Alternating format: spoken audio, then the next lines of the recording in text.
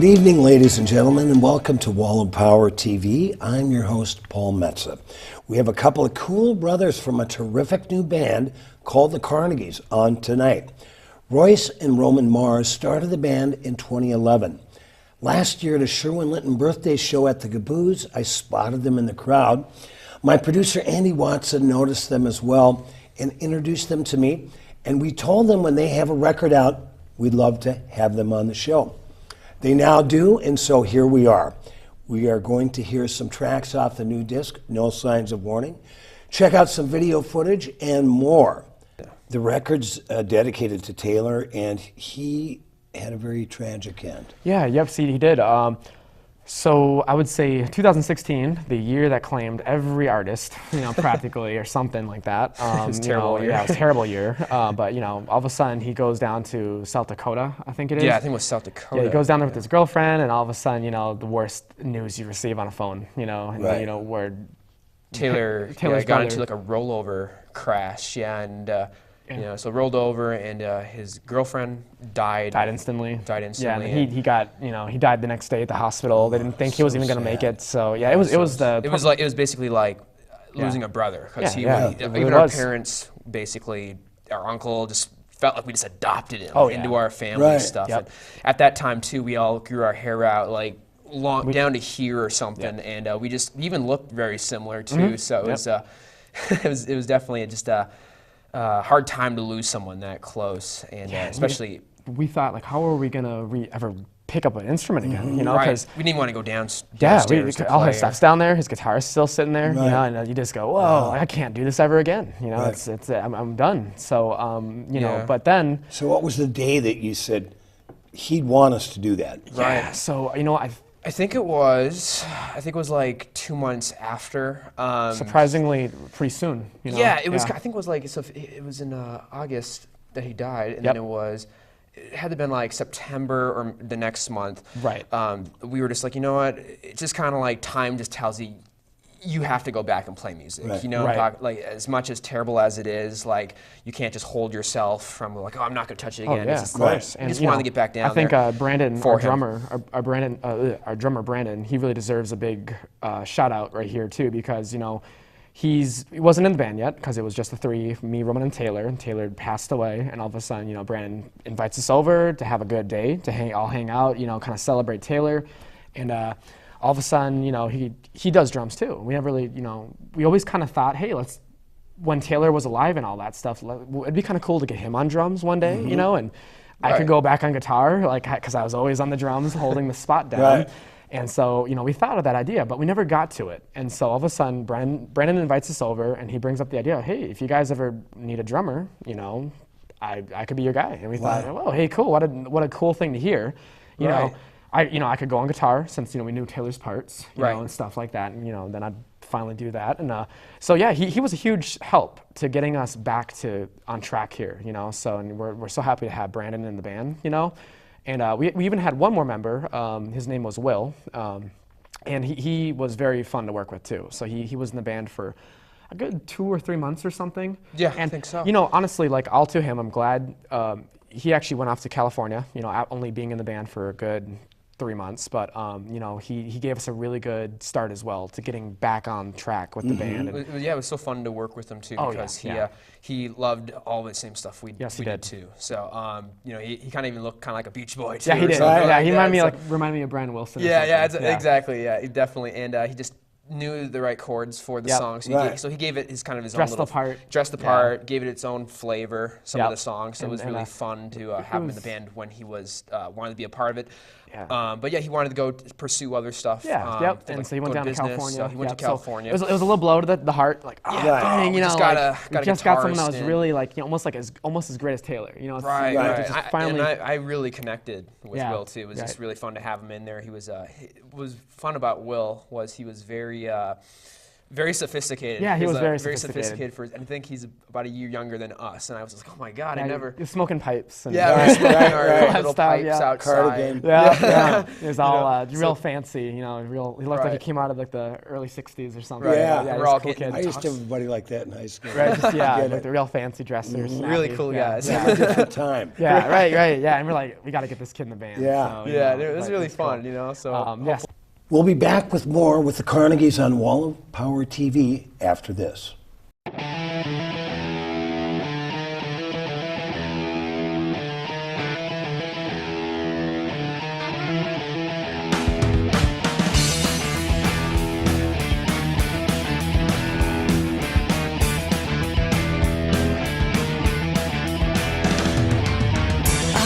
just saw you at the corner market store. Who were you standing next to? No, I'd never seen them before. Who could you been a friend to? While I was on the floor, why would this only come to? Why was I ever born?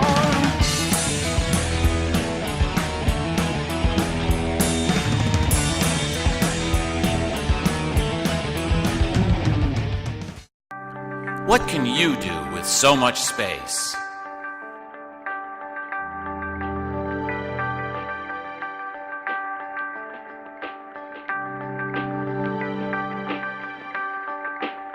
The Solar Arts Building in Northeast Minneapolis. A masterpiece of exposed brick, wooden beams, hardwood floors, and natural light, this unique multi-use space is perfect for a variety of events.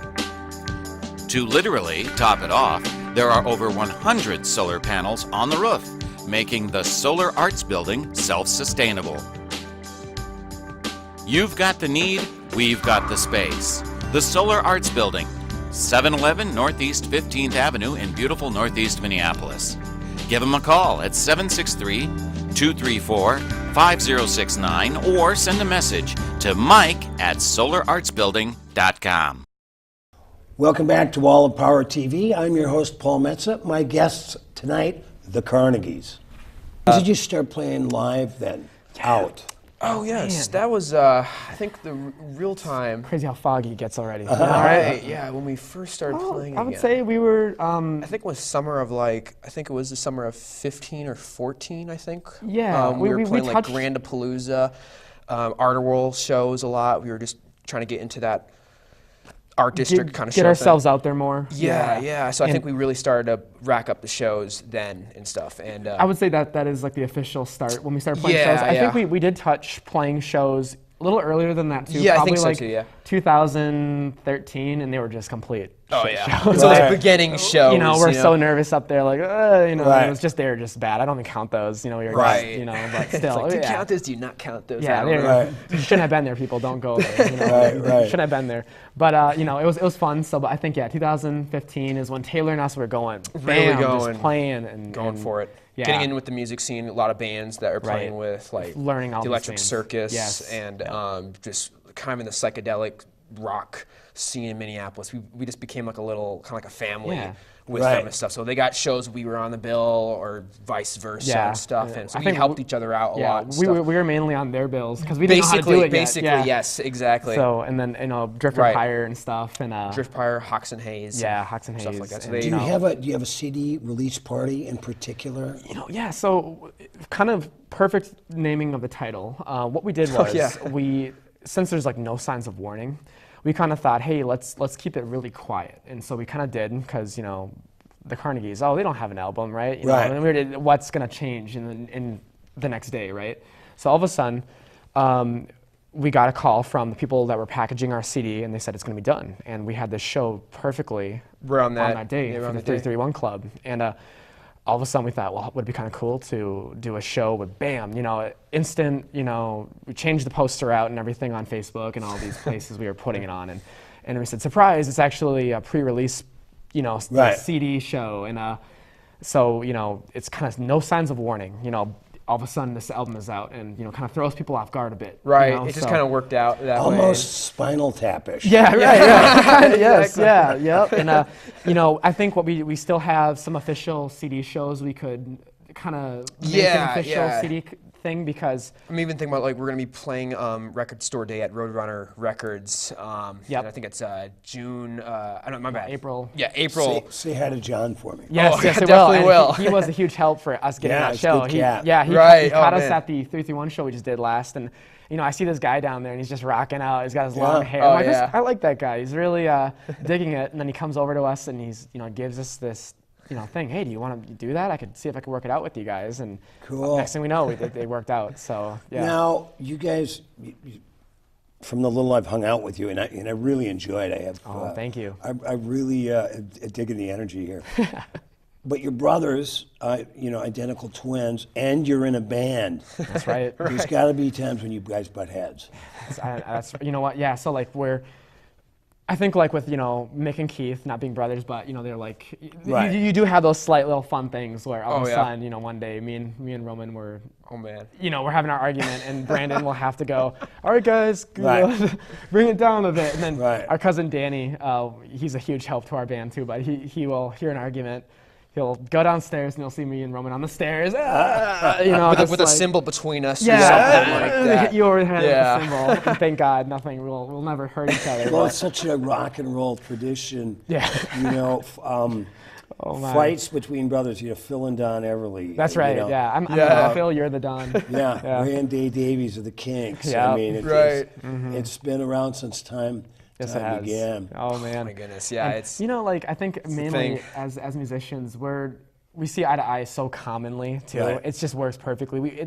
Here's the fights and here's like the times we're working together, and it's. Well, you need the tension though. Oh, that's right. True. Yeah. And there's that slight fun. Unpredictableness. Of, yeah. And it's raw. Anything can happen. In a sense like that. But you seem like you have a really good feel for appreciating each other's opinions. That's right. We're artistic bent. Usually, whatever he thinks for like what a song should do, I'm probably agreeing with him. Right. Yeah, we were on the same wavelength for that. So when you guys are setting up your set list for a particular show, you sit down together and write it out? Yeah. I'll kind of go, hey, Roman, do you think this sounds like a good idea? And he'll just go like, all right, cool. Or usually that's always the funnest part because we'll get so indecisive sometimes where it's just all these combinations of what you could do. Oh, you can overthink it. Overthink it. You almost need a third party person in there to kind of set things straight. Like, okay, guys, I think your song should be here, this, and we'll refer to that sometimes. Just like Brandon, like, what do you think? Brandon or Jacob, you guys figure out what is a good order, Right, and then once you get there and you read the crowd, you go, this set list makes absolutely no sense. right? That's kind of usually what happens when we get up on stage. Just do it off the top of our head. Yeah, but we don't even know why, we did this. We'll just change it up now completely. Parking lot song? You want to do that one? Sure, we'll do parking lot song. We're just up there and we don't even look at the list we made. We wasted our own time. We don't even refer to it sometimes. Yeah, we'll just go right into it, Yeah, true. And I almost forgot one very important person for speaking about helping us with the band too would be Owen Heiber. Owen Heiber, yeah. That's where phenomenal. Because eventually Will did leave and down to California, and all of a sudden we're like, crud, we need somebody else now. Right. And all of a so many sudden, changes within a short amount of time. Yeah, you're kind of getting. When you thought things were coming together. That's right. Yeah, right, and exactly. you're getting exhausted. Reteaching somebody else the set list and stuff, and you're please, just someone don't leave. But all two people who do. But and then our Uncle Bob, he's technically like we have a couple managers for our band that help us out so much, and Bobby's one of them, Uncle Bob, and all of a sudden he sees this kid at Shaw's playing, so he's like, hey, I know Will left. I found another kid that kind of looks like you guys and stuff. Like he looks like he could do the thing. He looks cool, and all of a sudden we're like, all right, well, give him our card and stuff, and let's just see what comes of it.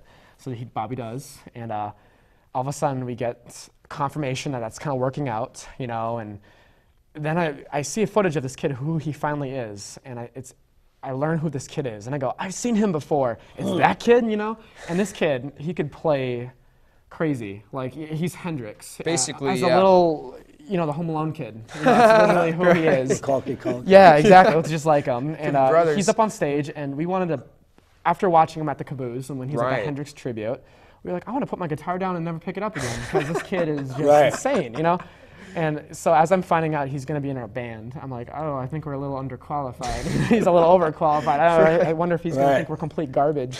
So he comes over and it clicked really well. And, Owen's a huge help. Yeah, it just kind of seems like a little brother to he's us a little brother. too. It's just, you just get that. And that's what we always wanted in our band was people who they you could like trust and you could really just connect to them as like brothers. Hang out with them like friends. Yeah, because we're brothers. We want other brother interaction with other members. Yeah. We didn't want some person who's a stranger who just kind of comes in. Comes and goes. You don't even know the person. Session kid. Right. I would just feel it. It's so weird feeling. So we've always been. He's just a little fun, funny kid. Right.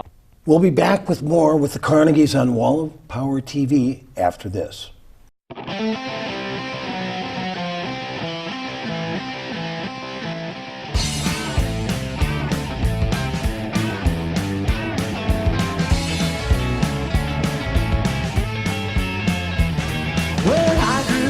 In the parking lot on 2nd Street in Central Park. Spend my time and walk my blues while I rocks my love and rocks my shoes. Alright.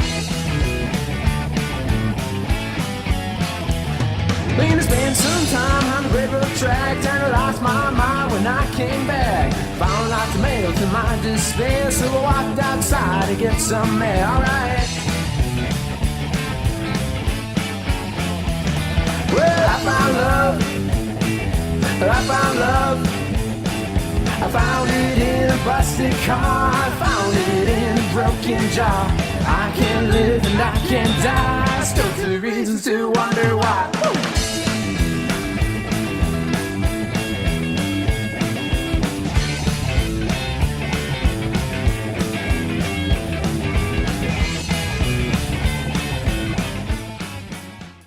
I want you to meet Two Gingers Irish Whiskey. I'm Kieran and I'm Irish, so I tend to like a challenge. Why not?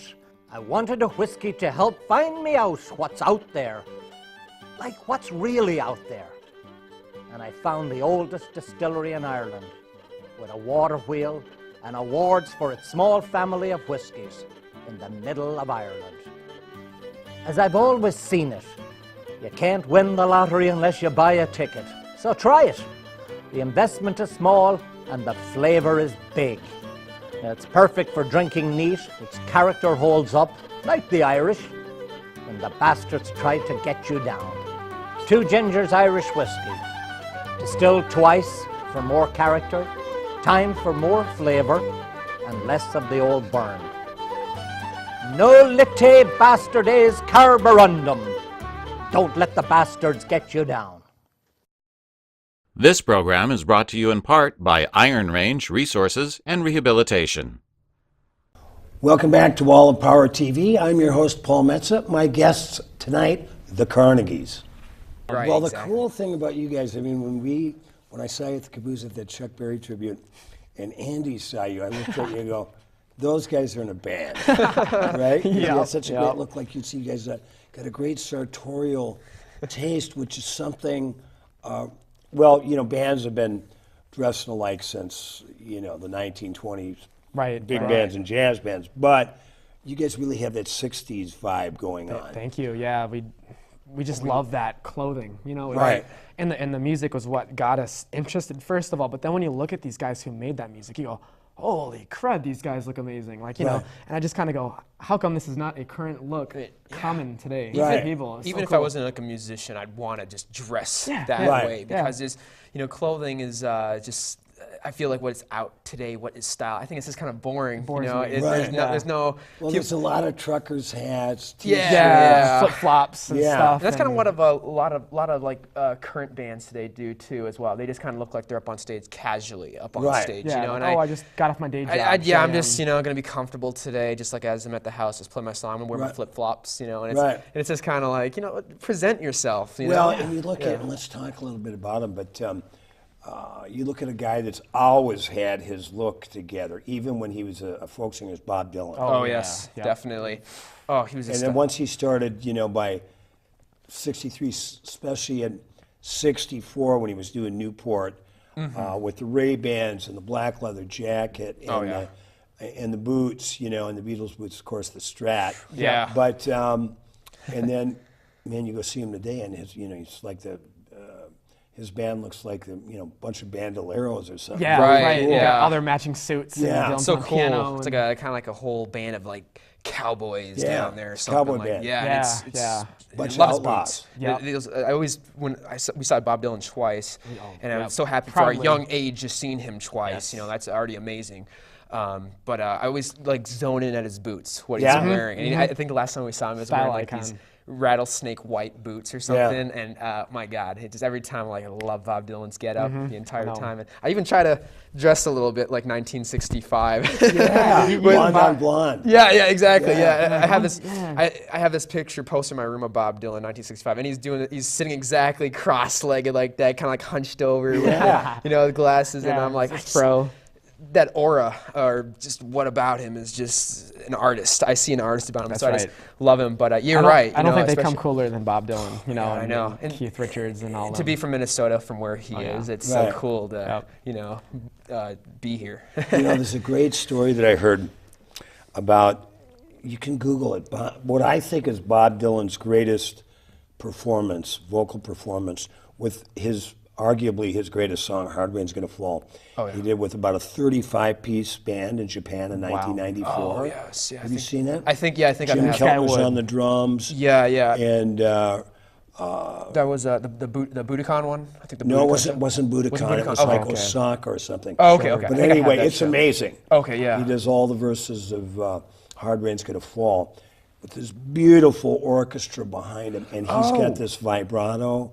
Yes. And I think it's his best vocal performance of all time. But anyway. Yes, I know which one that is. Yeah. Yes, yep. So I heard the story after I saw a tape of that show back in the 90s, mid to late 90s, whenever I saw it. And somebody said Bob Dylan's mother, Beattie, saw it, and she saw the whole thing.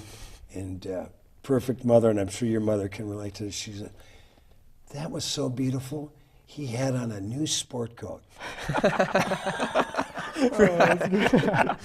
She knows. Oh, that's funny. I know exactly what that is. I think it's Ring Them Bells. I think he was it's Ring Them Bells and Hard Rain's Gonna Fall. Yes, Then there's the group with, I think there was Bon Jovi and Joni Mitchell, and right. they did I Shall Be Released. Oh my God. And they had those, that was a great performance. Well, we're going to put your upcoming shows on the screen. That's right. Okay, cool. Yeah, so you don't even have to read them off. The magical list. I don't need it. Memory. But I want to tell you, after meeting you, seeing you first, meeting you at High Five Records and Sound a couple weeks ago. Seeing you again, yeah. Schlepping your CD around, God, I know that feeling. And the key is just give the record stores a hand. Don't give them a full box. That's give them right. like 4 or 5. Yep. Because then they'll call you back and they got to give you the money. If you got to wait for 40 or 60 or whatever to sell out, it might be a while to get that check. That's right. And after hearing the record and getting to know you two, I really think you've got something that's really incredible. Well, that's and really terrific and really important, and it's really positive, and it's driving, and America needs to hear this music, and a young gentleman like you rocking out like that. I mean, I just think it's really beautiful stuff. Well, that is really cool to hear. We know we're doing something right. So if people that appreciate the same music that we just turned us into these people who we are, and then we all have this love for music, and then coming from you, that's really cool to hear. We know we're doing something right, something's good. We're on the right path, Yeah. And so that's right. Yeah, that's a big honor. You know what? You guys are in it for the right reasons. Well, yeah, thank you. Right. It's thank you so much. There's nothing else I think we would want to ever do. It's like right. art and music. That's that's all I can see myself doing in the future. Right. So yeah. Definitely just honored, to finally have an album out, and then to get the attention that I always wanted it to get out there and make other people happy and stuff like that. I feel like we did our part then. That's right. I'm really this is like honored. our first time being on something like this. Yeah. This is pretty cool, and this is a milestone today for this kind of interview. So that's really cool. Well, it's my honor to present you guys. Thanks. Yeah, I mean, it's everybody out there in the Wall of Power TV land, you got to get No Signs of Warning by my friends the Carnegies, and I can't wait to see you guys live. When's the next time are you in Northeast where we tape the show at Metro Cable Channel 6? Let's see, the next time, I would say for the next gig or so. Yeah. We'll be at the 331 Club. Yes. It's going to be, there'll be an Art of Well gig that's going to land on, I think it's May 18th, I Okay. believe, or May 17th, one of those days. I think it's the 18th. Yeah. But, we could be wrong, but check on Facebook, people, and we'll see our dates, but I think it's 18th. Yeah. And then we'll be on the outdoor stage for that one. So, and then we will be playing on June, I think it's 16th, with Jason Medeiros and Trash Street, and they're having us again back at the 331 Club, and we love those guys. So very fun. Yeah, they're phenomenal. Yeah. Jason helped us out so much. Yeah, he's a huge shout out to Jason Medeiros. And it's so cool to watch him play. But yeah, we also will be playing with the Belfast Cowboys too. Cool. That's going to be Lee's excited Liquor for that. Lounge. I think that might be the March 17th one. I think that's probably March 17th. Terry Walsh does a great job with May it. 17th. Yeah, I'm the date guy here. See, we're the artist guys. We're not good with numbers or dates. Right. Don't listen. You know. Well, just, man, keep it up. Don't fall into those traps that you know are out there. That's right. That's right. It can be fun for a while, but it'll hang you up. And tell Uncle Chris Mars I'd love to have him on Wall of Power TV. We'll Would do you that. do that? We please? will do that for you, We'll Paul. definitely do that for you. Yeah. I am going to come and see you guys at the 331 and hopefully several other times over the summer. But I want to wish Roman and Royce Mars the best of luck. Go out, get their new record by the Carnegies. Keep rocking. Hey, thank you so much. All right, man. Thanks so much, Paul. Yeah, Yeah. it's Honored. Very cool. Me too.